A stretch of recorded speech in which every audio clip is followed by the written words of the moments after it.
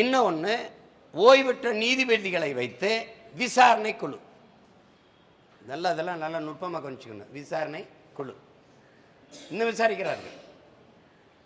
விசாரிக்கிறார்கள். அவள் எலும்பு கூட மக்கி மண்ணோடு மண்ணாக போயிருக்கும். இன்னும் விசாரிக்கிறார்கள். பிறகு ஒரு வழக்கு வருது நீதிமன்றத்திற்கு. அந்த காலகட்டத்தில் வருது. சிபிசிஐடி விசாரித்து கொண்டிருக்கிறது. நீதிபதிகள் விசாரித்து கொண்டிருக்கிறார்கள். ஏன் பல லட்சம் கிலோமீட்டர் பயணம் செய்யணும்ல. ஒரு கிராமம் ஒரு அதிகபட்சம் போனால் 200 வீடு இருக்கும். அவள் படித்த கல்லூரி பக்கத்தில் இருக்குது. இதை கேட்குறதுக்கு 2 ஆண்டு ஆயிருக்குது. இன்னும் விசாரிக்கிறார்கள். அந்த நீதிபதி அந்த வழக்குக்கு தீர்ப்பு சொல்கிறார். சிபிசிஐடி விசாரித்த அறிக்கையில் தாக்கல் செய்யவில்லை. நீதிபதி குழு விசாரித்த அறிக்கை கொண்டு வந்து தரவில்லை. அந்த நீதிபதி சொல்கிறார் அது தற்கொலை தான் என்று தீர்ப்பு சொல்லிட்டார். அதுக்கப்புறம் இந்த விசாரணை எப்படி போகும்? எப்படிப்பட்ட ஆட்சி முறை, எப்படிப்பட்ட நிர்வாகம்? இதேதான் ஒவ்வொன்றிலையும். தூத்துக்குடி துப்பாக்கி சூடு, அம்மா அருணா ஜெகதீசன் அவர்கள் ஒரு விசாரணை குழு.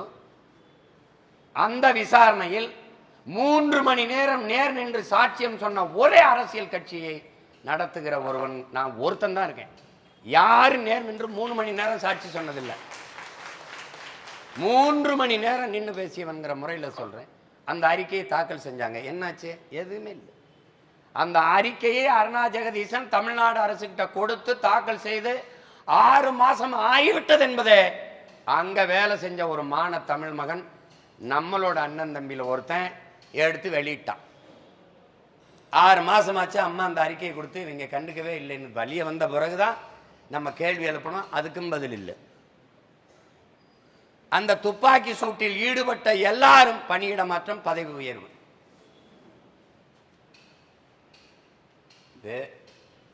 இது எதுக்கு நான் ஒவ்வொன்றையும் பார்க்கணும்? இந்த சம்பவத்தை மட்டும் பேசிட்டு இருந்த பயன் இல்லை.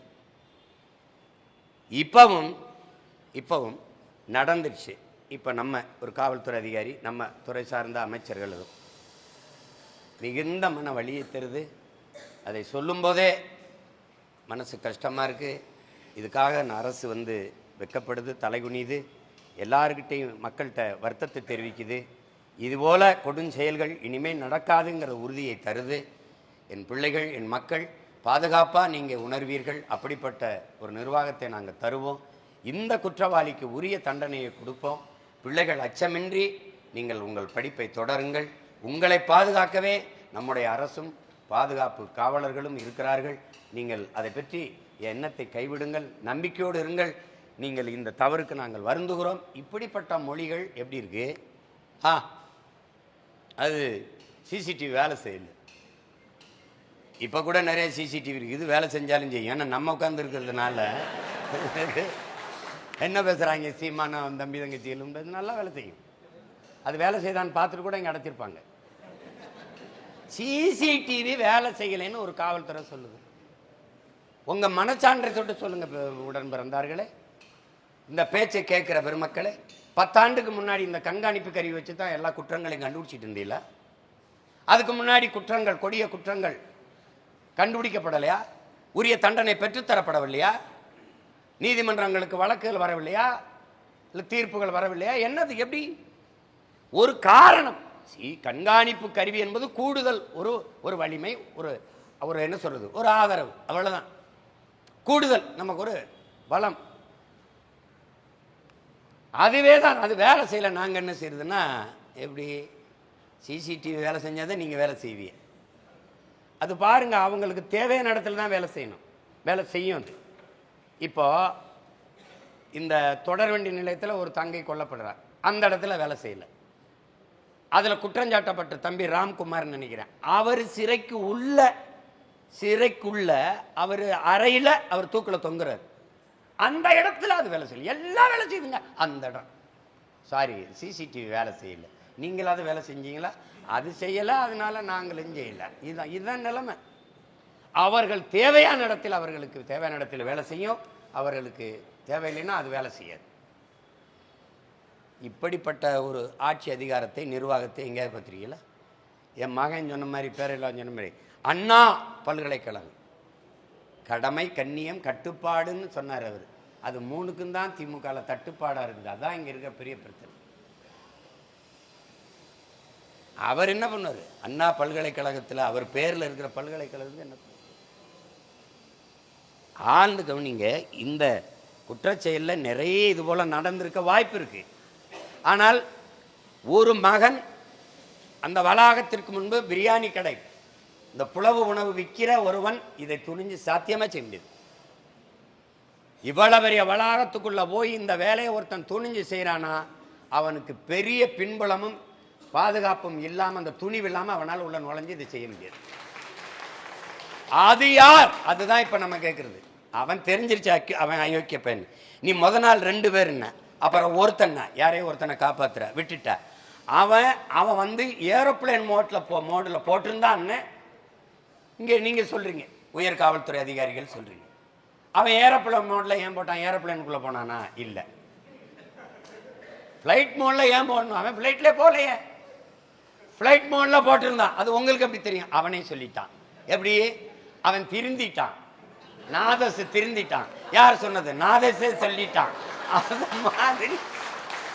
அது மாதிரி அவனே சொல்லிட்டான். அப்ப அவன் சொல்றத நம்புற நீ. அப்புறம் நீ எனக்கும் எனக்கு இணங்கணும், நான் சொல்ற அந்த சாருக்கும் நீ அனுசரித்து போகணும்னா அந்த சார் யார்? அதைத்தான் இப்போ பல சார்கள் கேட்டுக்கொண்டிருக்குது. அந்த சார் யார்? நீங்கள் ஒரு எளிய தானே. ஒருத்தனுக்கு ஒரு துணிவு வருது அப்படின்னா, இது பெரிய குற்றம்னு அவனுக்கு தெரிஞ்சு அதை செய்கிறதுக்கான துணிவு வருதுன்னா, அவனை பாதுகாக்க பெரிய பின்புலம் இருக்குதுங்கிறத நம்மளால் உணர முடியுது. அது யார்? அதுதான் இப்போ நம்ம தெரிஞ்சுக்க வேண்டியது. அது யார்? இது எவ்வளோ நாளாக இந்த செயல் தொடர்ந்துருக்கு? இப்போ இந்த தங்கை துணிஞ்சு சொல்லிட்டா. இவ யாரு? மாண்புமிகு முதலமைச்சர் முத்துவேல் கருணாநிதி ஸ்டாலின் ஐயா அவர்கள் இருக்காங்களே, அவர்கள் புரட்சி பெண் என்று 1000 ரூபா கொடுக்குறாங்களே, அதை வாங்குகிற தங்கைகள் அல்ல புரட்சி பெண்கள். தனக்கு இழைக்கப்பட்ட அநீதியை துணிந்து எதிர்த்து ஒருத்தி.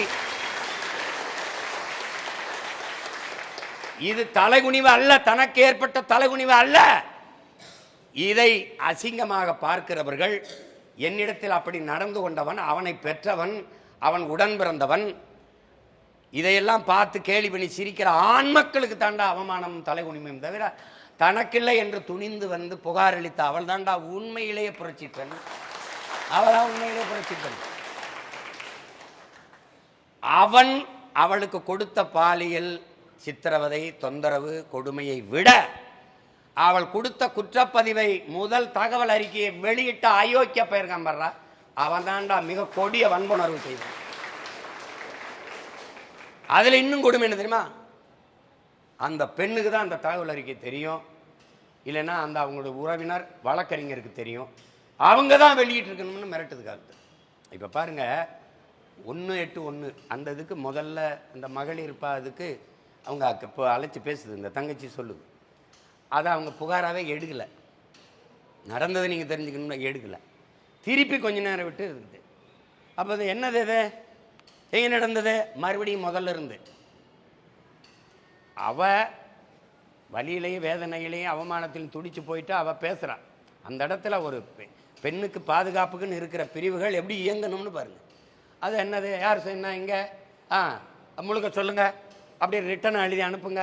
இப்படி கொஞ்ச நேரம் கழிச்சு மறுபடியும் அரை மணி நேரம் கழிச்சு என்ன நடக்குதுன்னு பார்த்தா, அப்படிலாம் ஒன்றும் இல்லையா, அது எங்கே நடந்தது, அப்படிலாம் ஒன்றும் இங்கே வரலையே, ஒரு புகாரும் வரலையே, மறுபடியும் ஒருத்தர். இதெல்லாம் இது எடுபடான்னு தான் மறுபடி வேற ஒரு இதுக்கு பேசும்போது அங்கே ஒரு காவலர் வர்றார். அவர் யாரு? அவர் சுடலை கார்த்தின்னு ஒருத்தர், அவர் திருநெல்வேலிக்காரரு ஒருத்தர் வர்றார். அவர் என்ன சொல்றாரு? முதல்ல இருந்து சொல்லுமா, என்ன நடந்தது? நீங்க கதையாத கேட்கக்கூடாது, அந்த பெண் மகளினுடைய மனநிலையில் நின்று அந்த இடத்திலிருந்து பார்க்கணும். உங்க பார்த்தாண்டே என்னை நான் ஒன்று சொல்லிட்டு உங்களுக்கு நக்கல் மேரா இருக்கு, திருப்பி திருப்பி கேட்டுருக்கேன், மறுபடியும் கேட்குறாரு அவரு. முதல்ல இருந்து சொல்லுது, அப்போ ரிட்டனாக கொடுங்க, மறுபடியும் அனுப்புது, எழுதி அனுப்புது. அப்புறம் கொஞ்சம் நேரம் பண்ணால் இன்னொரு காவலர் வர்றாரு. என்ன நடந்தது? முதல்ல இருந்து சொல்லுங்க. எப்படி இருக்கும்? சரி, அப்புறம் இதை பெண் காவலர் தானே விசாரிக்கணும், அதை விசாரிக்கலாம். அப்புறம் ஒரு அம்மா வருது. அந்த அம்மா யாரு? அந்த அம்மா பத்மாதேவின்னு ஒரு உயர் காவல்துறை அதிகாரி. அந்த அம்மா பண்ணதான் பெரிய விசாரணைங்கிறாங்க.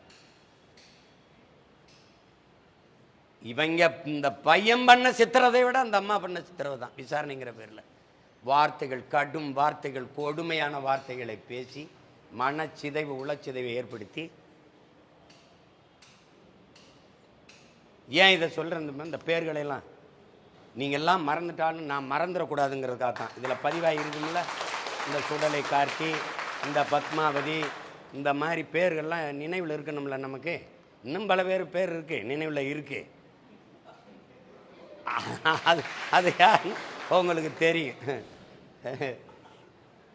அவங்களுக்கு பார்க்க நம்மளை ஒரு காமெடி பீஸ் போல் தெரியுதுன்னு நினைக்கிறேன். தம்பி நீ என்ன தம்பி, நீ இந்தியாவுக்குள்ள நாங்கள் உலகத்தை உழவு பார்த்த தலைவனின் பிள்ளைகள் தம்பி. எங்கே நடக்குது, எங்கே இடம் போகிறேன், என்ன நடக்குது? ஆற்றால் வெறும் போலீஸ் ட்ரைனிங் நீங்கள்லாம்.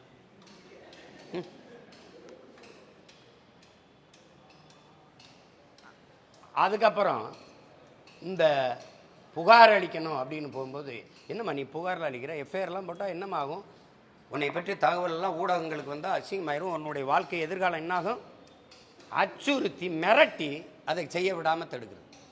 நீங்கள் யாரை பாதுகாக்கிறீங்க? இந்த குற்றத்தை மறைக்க பார்க்கறது, இந்த குற்றவாளியை பாதுகாக்கிறது, அதை தாண்டி அவனுக்கு பின்புலத்திலிருந்த ஒரு பெரிய கூட்டத்தை நீங்கள் பாதுகாக்க துடிக்கிறீங்க. அதுதான் இந்த ஒவ்வொன்றுமே பாருங்களேன். திட்டமிட்டு அவர்கள் அதை மறைக்க பார்ப்பாங்க. அது அவ்வளோதான். அதை விடுப்பா, அது எதுக்கு அதை பேசுகிற, இப்படி தான் எல்லாமே.